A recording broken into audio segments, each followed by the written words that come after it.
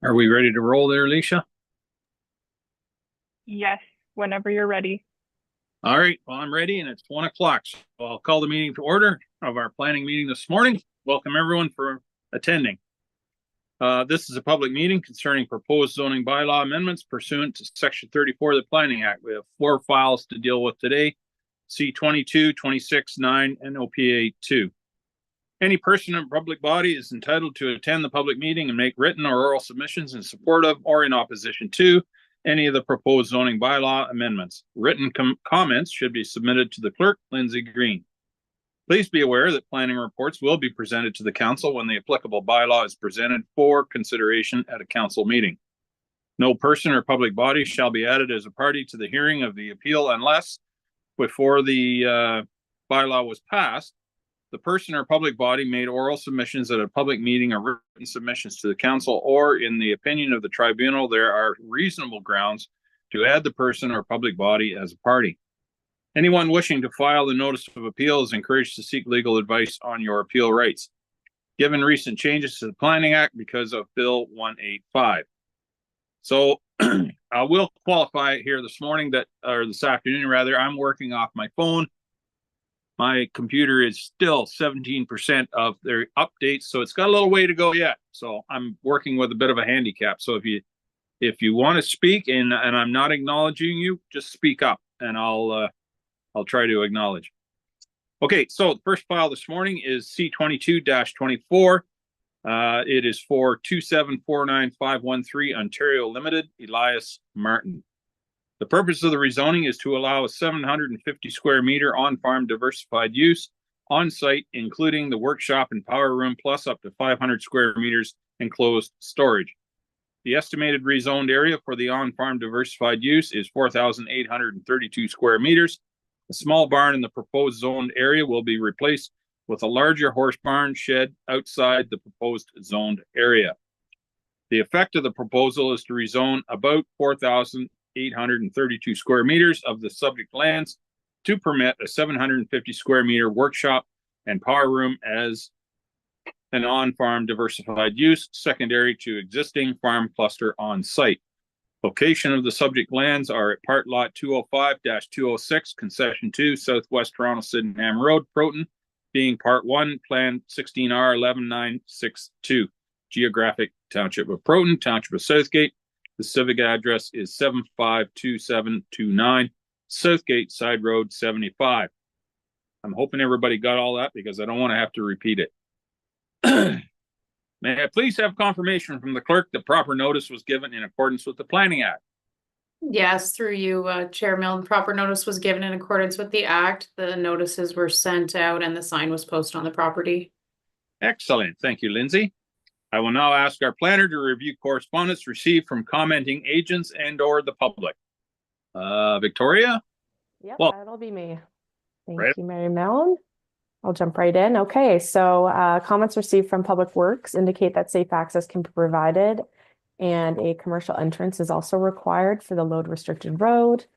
Enbridge Gas had no concerns or comments, but they reserved the right to amend or remove development conditions. Grey County commented that the proposed expansion conforms with the county OP, but it should be ensured that the subject property can safely provide on-site water and sewage services, and that D6 guidelines should be addressed and positive comments should be received from the Conservation Authority. They have no further concerns. Bell Canada had no concerns or comments at this time. And we received a public comment from a neighbor, Doug Welch. He had some concerns regarding the proximity of the site to his property, buffering to mitigate noise, hours of operation, volume of truck traffic, and the impact on his property value. I sent along some information for him, and he was made aware that the site plan is available online for his review, so he was happy to know that, and had no follow-ups from him after that. And that's all for comments. Very good. Thank you, Victoria. Are there any questions or discussion from council at this time? There will be another opportunity in the same file, but are there any currently?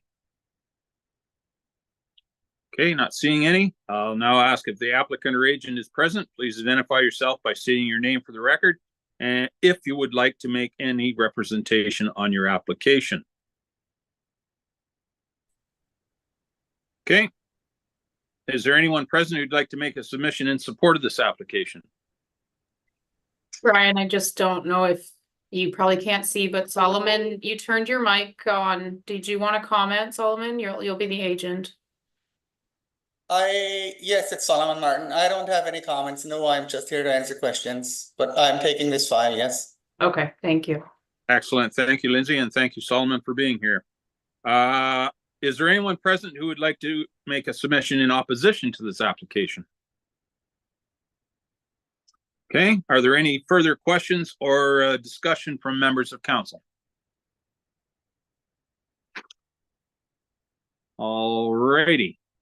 Not seeing or hearing any, we'll move on to the next file, which is C-2624 for Manasseh S. Martin.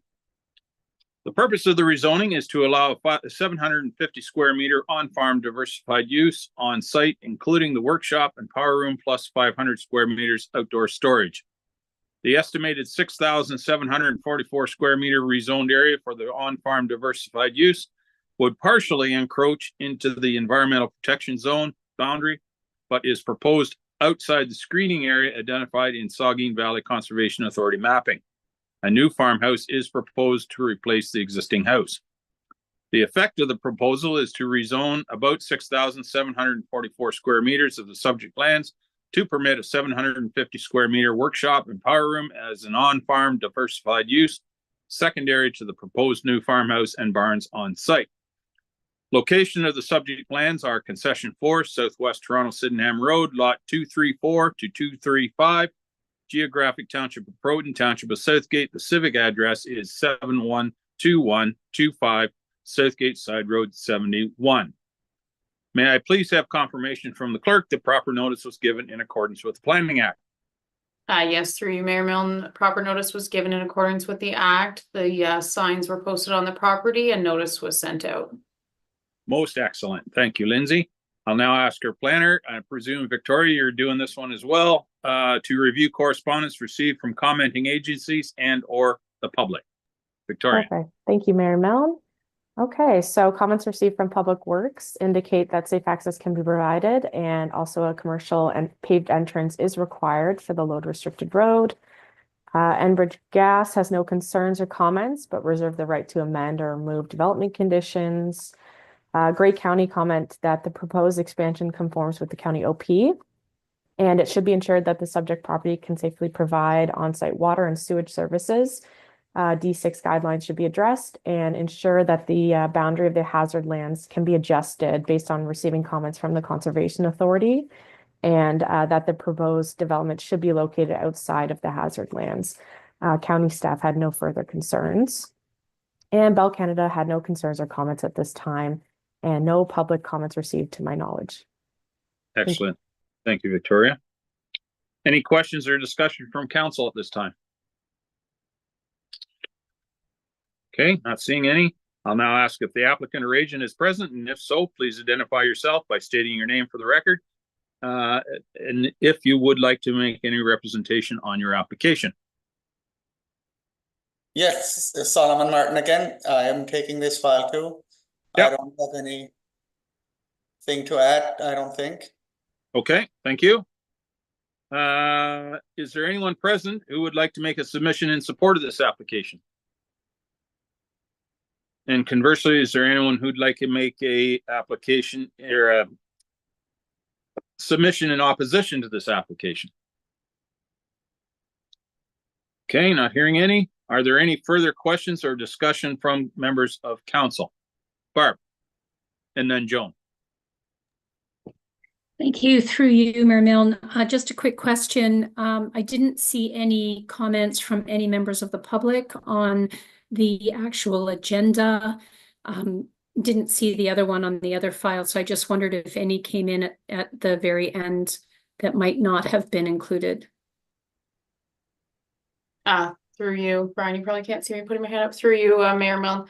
No, as Victoria indicated, there wasn't any for this one. The previous file, the agenda was published before they were received, so they'll be uploaded after. So there were comments to this file from the No. public? No. Okay, thank you. The other one I was referring to. All right, thank you. Joan? Thank you, Mr. Mayor. Victoria, you said something about it's been encroaching on, I'm just reading from the other side of my computer, encroaching on the farm diversify use will partially encroach into the environment protection zone boundary, but is that going to be addressed? So yeah, it's currently encroaching in the hazard lands, but for these files, they get the hazard lands and or the Saugeen Valley Conservation Authority screening area usually gets updated to coincide. There's usually discrepancy between the hazard lands and the SVCA screening area. So we haven't received SVCA comments as of yet, but yeah, as part of this application, it'll be to update the hazard land boundary to better match the SVCA approximate screening area. Thank you. Thank you, Joan. Any other questions from council? Okay, not seeing any. That concludes that file. We'll move on to C9-24, which is the township additional residential units. The purpose of the zoning bylaw amendment is that the township zoning bylaw currently allows a secondary unit and an accessory apartment in certain locations, but needs to be amended to comply with changes to the Planning Act and to be consistent with new provincial planning policies. The effective zoning bylaw amendment will be to allow additional residential units in accordance with provincial law and legislation on applicable residential properties with municipal water and sanitary sewer services, agricultural properties where a single detached dwelling is permitted, and on lots zoned residential type 6 on private well and septic under certain conditions. The location of the subject lands are the entire township of Southgate. May I please have confirmation from the clerk that proper notice was given in accordance with the Planning Act? Madam Clerk, Lindsay. Yes, through you, Mayor Milne. Proper notice was given in accordance with the act. This was circulated in our local papers for distribution across the entire township and on our website. Most excellent. Thank you. I'll now ask our planner to review correspondence received from commenting agencies and or the public. Is that you again, Victoria? Oh, Bill. I see Bill's got his camera on. Welcome, Bill. Thank you, Mayor Milne. Comments were received with no objections from Bell Canada, Enbridge Gas. Public Works advised that municipal water and wastewater servicing based on systems reserve capacity allocations is a consideration. New ARUs to be serviced from existing water, sanitary sewer, and stormwater infrastructure connections. Additional waste services may require purchase of more carts by owner. The County of Grey reviewed the proposed zoning amendment. They generally advise that the draft amendment appears to comply with the intent of the provincial policy statement and the County of Grey official plan. They had a couple of suggestions related to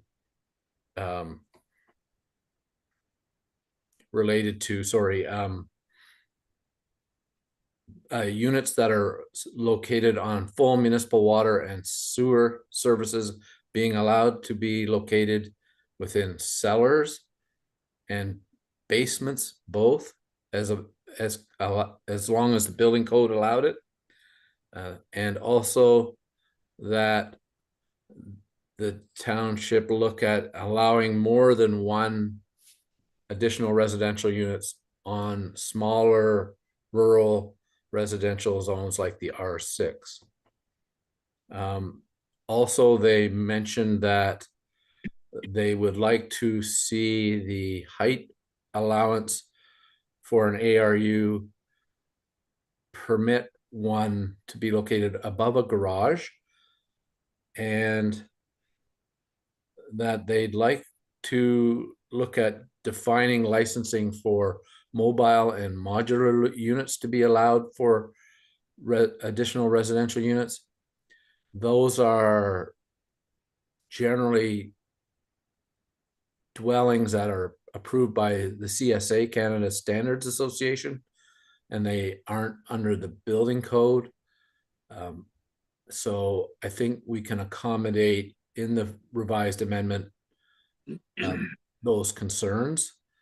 There was no additional concerns brought forward from the public.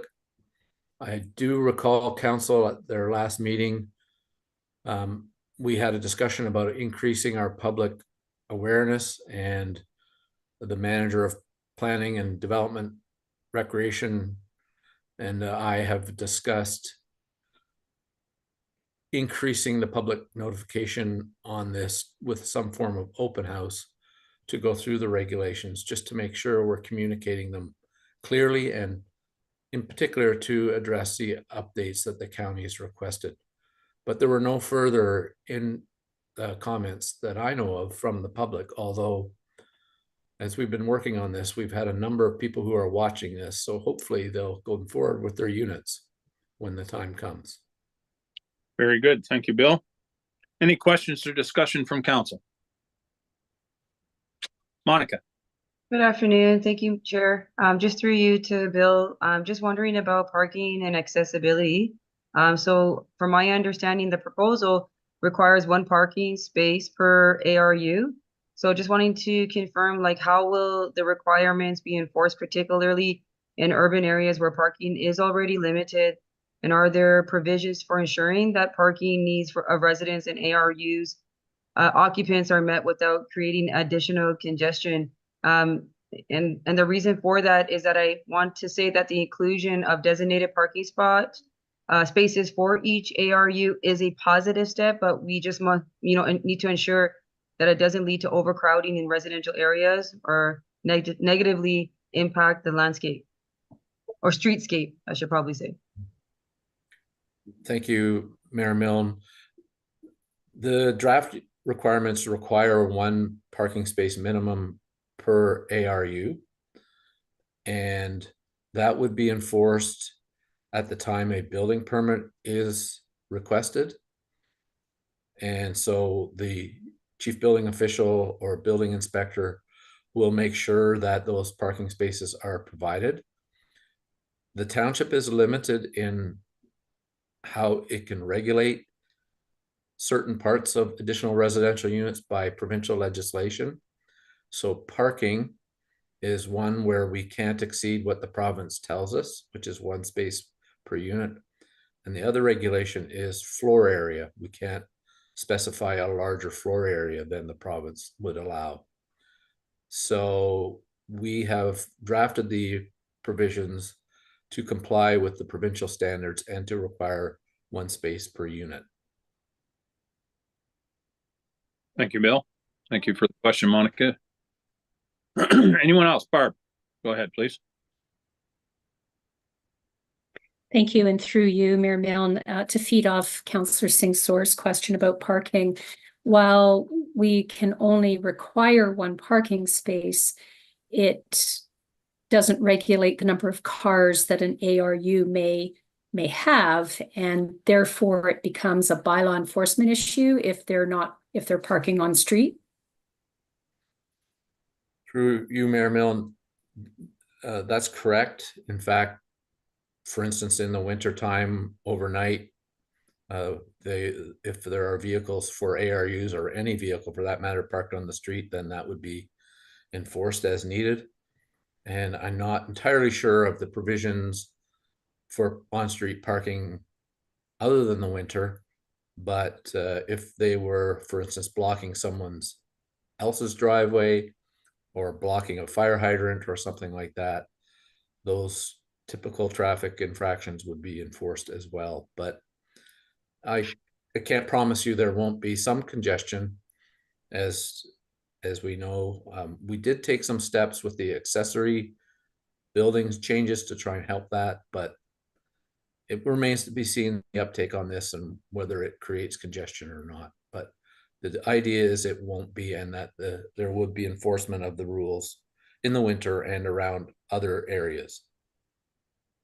Thank you, Bill.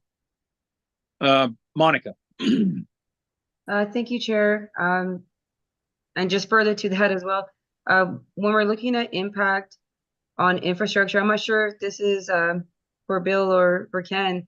I was just thinking that while ARUs provide an excellent opportunity to address housing shortages, it's important to consider how they'll affect the capacity of existing municipal infrastructures. And I think, Bill, you already started touching on it. But given the expansion with ARU on lots with municipal water and sewer services, how does the township plan to manage any potential strain on infrastructure, particularly in areas with aging systems? Right. If I may, through Mayor Milne, and Ken could maybe augment if need be. Annually, the township receives from its engineering consultants an update on the amount of capacity in both its water and sanitary sewer system. And you also have a policy that allocates water and sewer capacity to developments. In these cases, so those allow the township to monitor capacity at its water and sewer facilities. The question about whether this will end up putting things over capacity is remains to be seen, depends on uptake. A couple of things that have happened over the years, I guess, is that family size continues to decrease. So, years ago, you used to have family sizes over 3 persons per unit. Now it typically trends closer to 2 persons, slightly over 2 persons per unit. So you may not end up with many more individuals on one property than maybe previously were there. But again, it remains to be seen depending on uptake.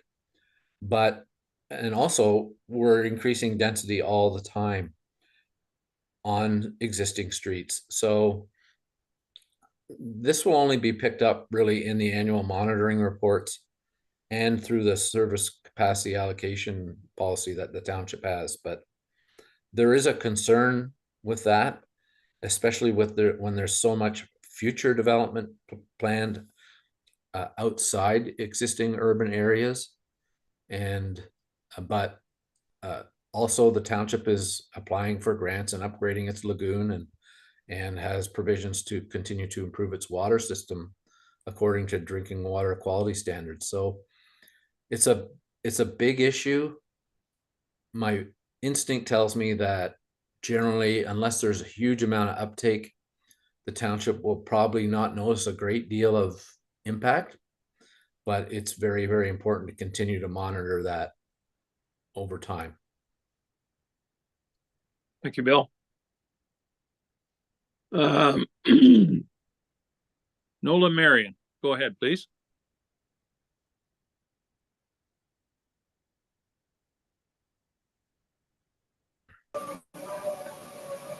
I think I heard the purpose of the ARUs, which was to meet a housing need. And I support that. And I just wondered what housing need specifically is it meant to address? Is there a specific target market that you see this appealing to? And secondly, I just wondered if, I don't know who else is here interested in this, but it doesn't seem that there was much uptake by the general public. So I think the mention of, I just wonder how you're going to promote it to get it to happen, because it won't happen unless there is uptake out there by property owners. I guess that's who it would be geared to. So I guess my questions would be what is the purpose of the ARUs? What need is being filled by that? Just some clarification. And if it's meeting housing needs, I support that. But who do you think the target market is? And then how is it properly going to be promoted so that property owners do venture into this? Good question. Bill? Mayor Milne, yes, if I may, through you. It is a good question. The target market, in my opinion, and based on provincial initiatives, is rental housing. And we're talking about long-term rental housing.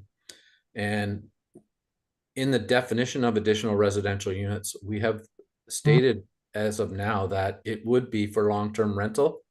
So Airbnb or other short-term accommodations would not be, by definition, considered additional residential units. So if these buildings, when these buildings start to go in residential areas, they would be for long-term renters. So you wouldn't have different families of different sizes in there on the weekends and so forth. They are to be for long-term rentals. So I think that was council's direction based on other times this has come forward, and also consistent with the provincial direction. The second part about getting the word out there, council had also raised that at a previous meeting, and the manager of planning and development and recreation and building and I have discussed having an open house and hopefully inviting residents to come and find out about the rules, give input on the rules before council actually adopts them. And then it would be promoted on the website as well. Thank you, Bill. Ken, I see you have your hand up. Do you want to add something there? Yes, thank you, Your Worship. Good afternoon, Council. Bill did a great job in answering that question. The only thing I'd add is just from taking a step back to the more basic provisions of your official plan. Part of what you have policy directing you to do, as well as in the provincial planning statement, is to really focus on providing to residents a variety of housing forms. And this is really yet another step in providing yet another housing option. And I just add that the other thing that ARUs provide for, which is occurring more often now, is that we're seeing multi-generational families. So what's happening is families are having various generations within one dwelling unit, or folks are wanting to age in place, for instance. So the ARUs provide those options where you can accommodate one generation of a multi-generational household in their own unit, but then they can be independent of the other unit in the building, or certain families or folks who want to stay in their community and age in place, but not want to necessarily have to take care of the entire home, want a slightly smaller option, could then live in the additional dwelling unit or in a unit above a garage.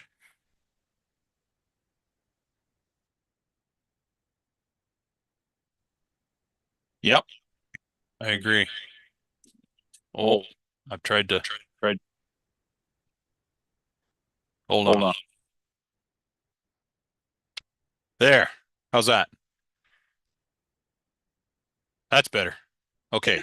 Monica, I think your hand was up first, and then I'll go to Barb.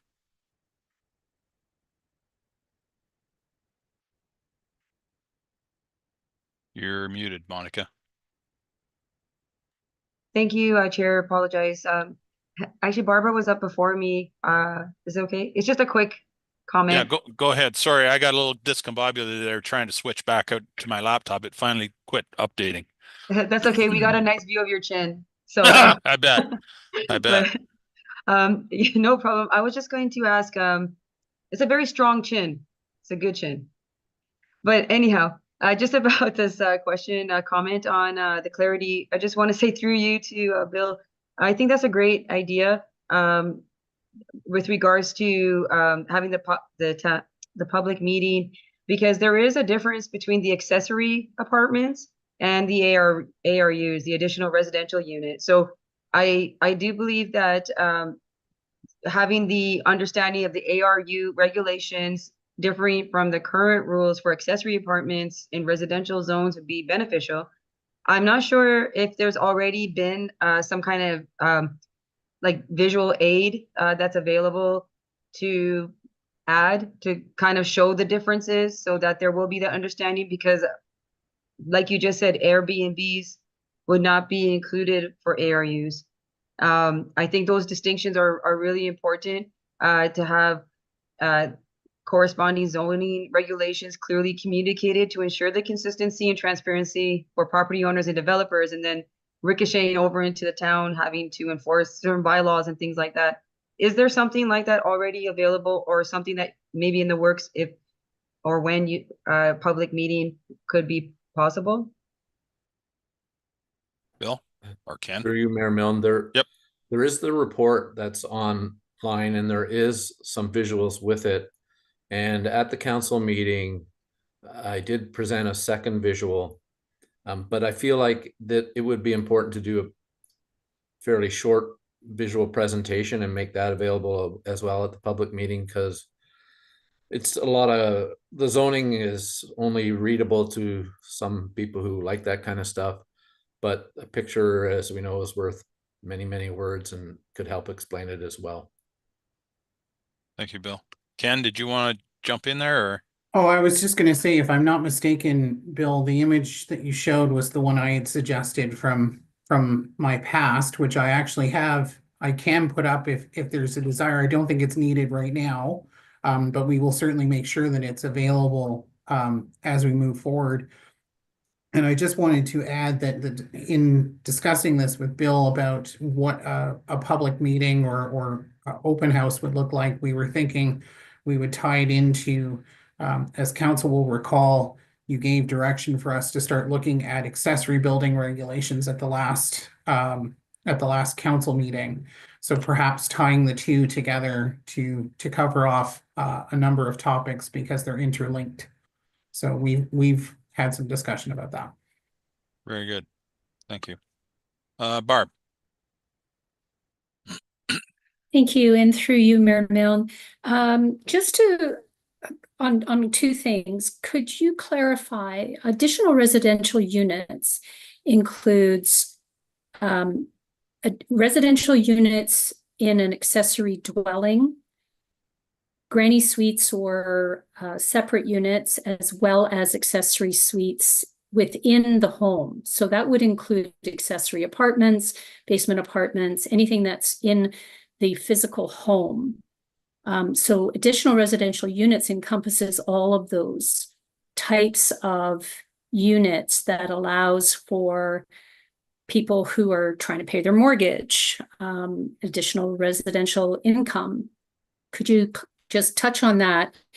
And in any case, they all have to meet building code, which has a myriad of items such as private entrance. It has to have, certain number of washrooms. It would have to be a certain square footage and meet all those fire separation, correct? I'll leave you to answer those. Thank you, through you. Bill? Thank you, Mayor Milne. Yeah, the ARUs that will replace in zoning all those other types of units you talked about. So granny suites and garden suites and other basement apartments, they will all be ARUs. So, and they would be allowed in up to 2 more in areas with water and sewer. And they would have to be connected to water and sewer. And one of those in an area with water and sewer can be in a separate detached building. In the rural areas on larger lots, zoned agricultural 1, 2 units would also be allowed there. They would have to be within the farm cluster, so there's setbacks for those, and they'd have to have connection to appropriate private well and septic services. In the R6 zone, which is the smaller rural residential zones, at this time it's only allowing 1 unit, and there is a limit on the gross floor area in those. Those aren't regulated by provincial legislation, so you can set a limit there for those. So that's the first question, I think. And the second question pertained to the building code. And the answer is yes, all of them would be subject to the code requirements. And that is where there's window space and second entrances and fire separations, et cetera, that will be in there for safety of people who will be occupying them. And in addition, there's a couple of other rules in there to make them safer, and that would include showing a proper address. So I think there was a picture in one of the reports that showed where an ARU was.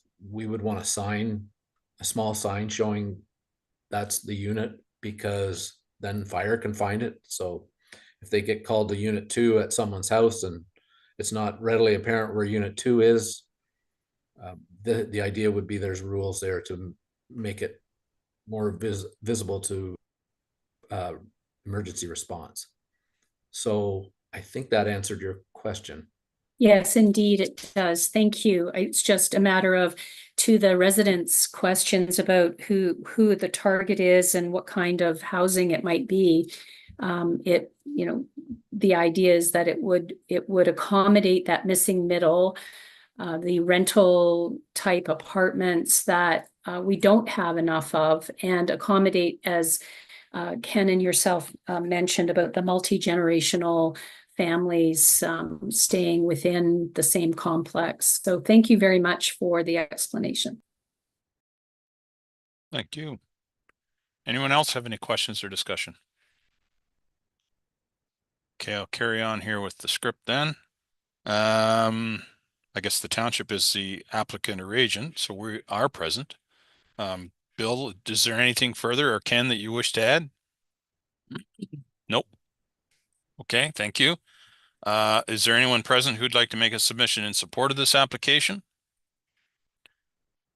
And is there anyone present who would like to make a submission in opposition to this application?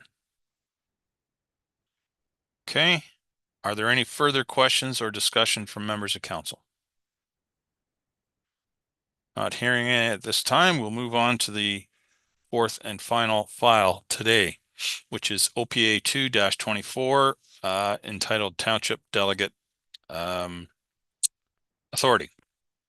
The purpose and effect of the proposed official plan amendment would provide policy to allow council, via the appropriate delegation bylaw, to delegate certain decisions for planning applications or relevant agreements to staff to speed up decision-making.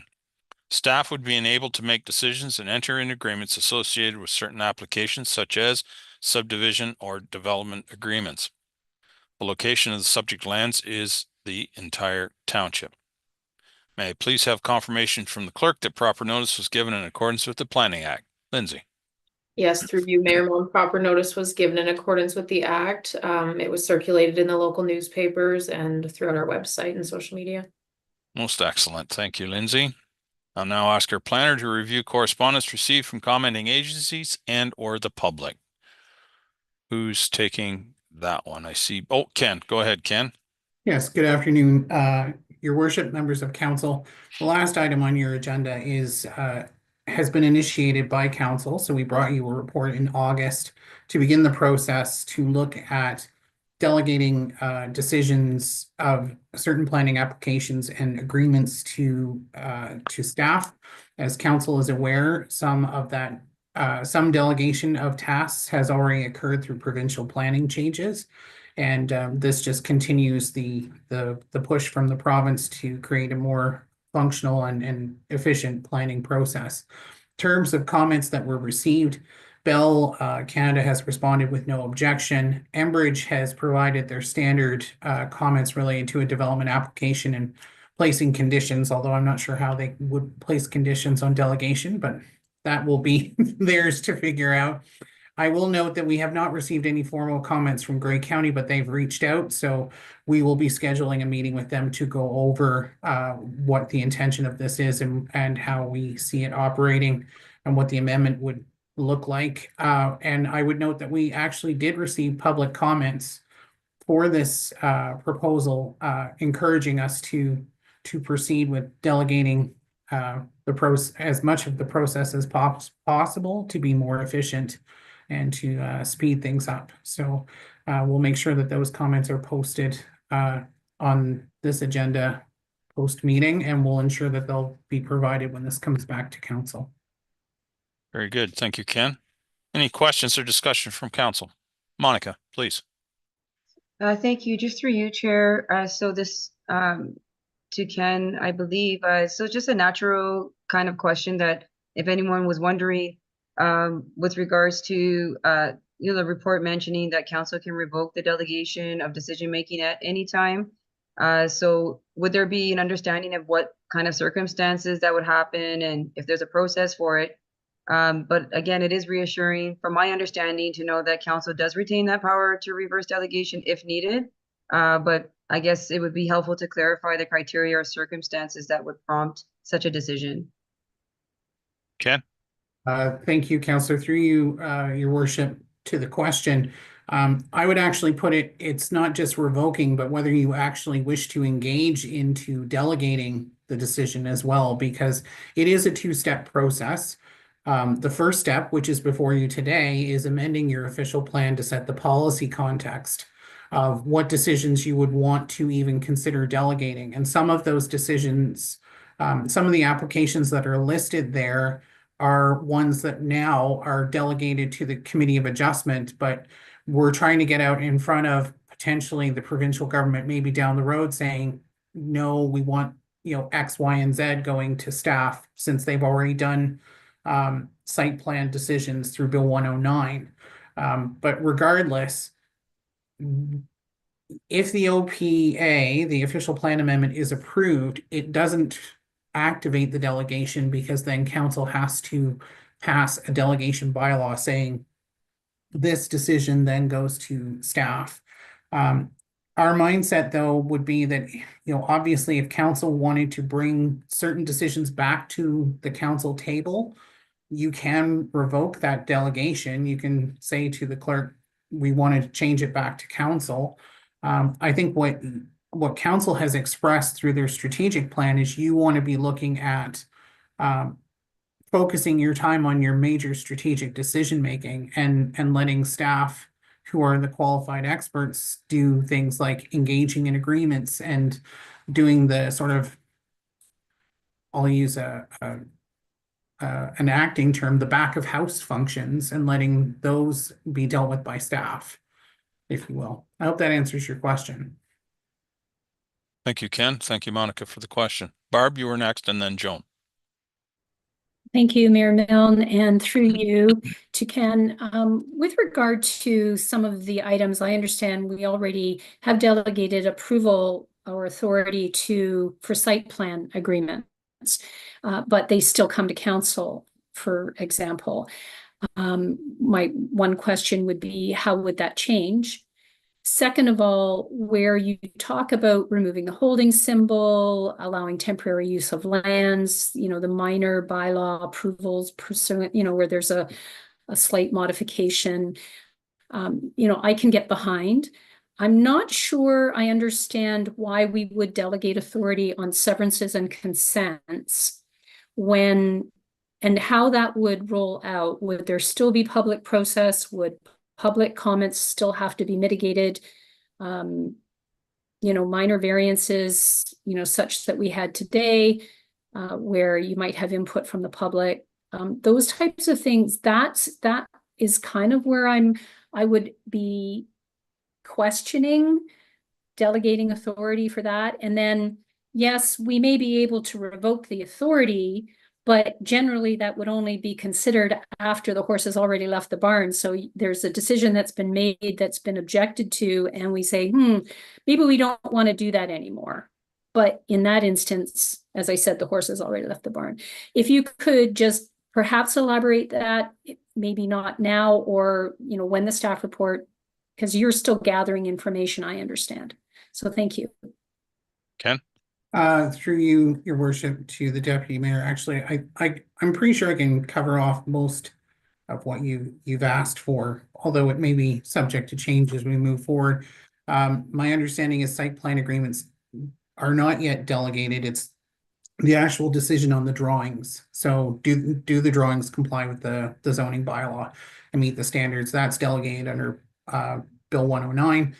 what the province didn't do is delegate the agreement portion. And so what we're suggesting is delegate the agreement, because then it's one continuum of customer service. You're applying for one type of planning application. In terms of minor bylaws, that is following recent Planning Act decisions that the province has put in to suggest that municipalities delegate certain decisions. So the lifting of holding symbols and things like that. But none of those minor bylaws, any of the appeal process, none of that changes. It just, the decision makers just would shift from council to staff. And keep in mind, just using a holding symbol as an example, that's the point where you basically are unlocking a plan of subdivision to begin the building permit process. So they've met all of the conditions that council sets in rezoning to add the holding symbol. All that is happening is, we would normally prepare a report to you to say they have met these conditions, lift the H. So we're skipping the process of council making that decision, and then staff does that. In terms of severances and consents, this is really about trying to get out of what we think may be future provincial direction down the road, given the commentary that's coming out of the province of a more efficient planning process. And yet again, until you activate a delegation bylaw, nothing changes. This just sets up the policy context so that if that happens, and if council wants to do that, you're ready to go. But like I said previously, you don't have to engage that until you either decide that you want to, or the province says you have to. So it's just really getting ahead of things and putting that in place so that when the time comes, you have that in place. The other thing I'll mention is that we've also put in place within the policy that there would be a tracking of any decisions that we make and communication back to council. That was one of the questions that actually came up when the report to initiate this process came up. So part of it would be record keeping in the official plan or the zoning bylaw if we made administrative changes or administrative corrections or things like that. One thing that we didn't include that we may add when we bring the bylaw forward for the official plan amendment is the idea of staff being able to make administrative corrections to the schedules of the official plan and zoning bylaw if we found that a site was improperly designated or zoned. Some municipalities do that, others don't. We're still trying to weigh whether we would proceed with that. Part of that becomes us having to justify why we felt a correction like that would be necessary outside of a standard process. But then, there's the positive of if it is in fact a true, oops, we made a mistake, it should be this, not this. You're not having to put someone through the process and pay the application fee and get studies and things like that. Of course, there's the other side of, well, what if it really wasn't a mistake? So we're weighing that piece, and we'll see where we land when we come forward to council. If I may have a follow-up. Yep, go ahead. Thank you. Thank you very much, Ken, for that. You explained it so well that this is putting in place the option to delegate, not actually, we may follow through on some of these, we may not. I totally understand removing the holding symbol because you're just telling us they've met all of the conditions we put in place, may as well carry on. As far as, getting ahead of the province, sometimes being able to say the province made us do it is a little bit more palatable sometimes, but I get what you're doing, and it's nice to hear that the appeal process still is intact. Appreciate the response. Thank you. Thank you. Joan, please. Thank you, Mr. Mayor. To Ken, Barb asked, I don't want to repeat all these things because those are some of my questions, minor variances, severances, consents, and also the same question that you came back with when I asked how would council learn about that decision and when we would know and stuff. So you've covered everything. She stole my question because she went before me. So, but thanks for the answers. Thank you, Joan. If I may, your Oh, worship. sure. Yep, I please just go. wanted, I specifically mentioned the council communication because I remember specifically that question and we wanted to make sure that that was acknowledged. So we did add the policy because of that question from council. Excellent. Thank you, Ken. Okay, Joan, you're good for now? Yep. Excellent. Monica, Thank you, please. Chair. Thank you so much. You may still be gathering this as well, this information, just through you, Chair, to Ken. Again, you're on the spotlight, Ken, today, but with complex applications, will there be some kind of mechanism in place that if there were to be complex or contentious planning application, would there be a mechanism for staff to refer decisions back to council if they believe additional oversight would be required? Again, this might be a natural question that would come up. Ken? Through your worship, that's a good question. My preliminary answer would be, I'm not sure. I think we need to think about that, but it's a valid question. I go back to, I think it was one of the deputy mayor's questions, or it might have been a previous question you asked, Councillor Singh-Soares, about public commentary and in particular in relation to the applications we saw at Committee of Adjustment this morning. The process can be modified so that we would say, if a certain type of application is delegated to staff, we still have a mandate under the province, depending on what application it is, to seek public feedback, to give notice that we've received that application. So part of it would likely be that we would create a new process map where the notice would still be given, but it might be that versus the system we have now where we don't set a deadline for public commentary. We might then say, well, you need to submit comments by this date so that we can continue the process forward, because the challenge becomes that we still have the Planning Act timelines to follow as well, to make decisions within certain times. Otherwise, there may be a non-decision appeal. I think we haven't yet gotten to that point, and that's part of what will happen as we prepare the official plan amendment. Is how do we make sure that those public comments are received and acknowledged and dealt with, and if there is significant concern from a planning perspective, how do we address that?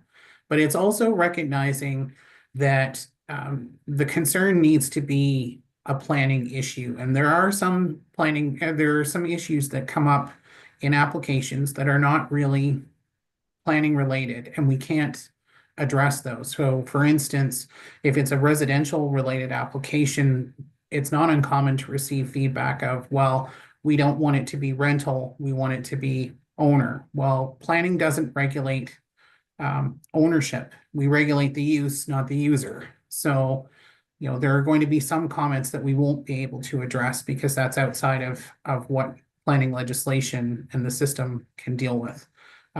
So stay tuned. We're still trying to figure that out. Thank you, Ken. Any other questions from council? Okay, just carry on here. Any further comments, Ken or Bill? No? Okay. Anyone present who would like to make a submission in support of this application?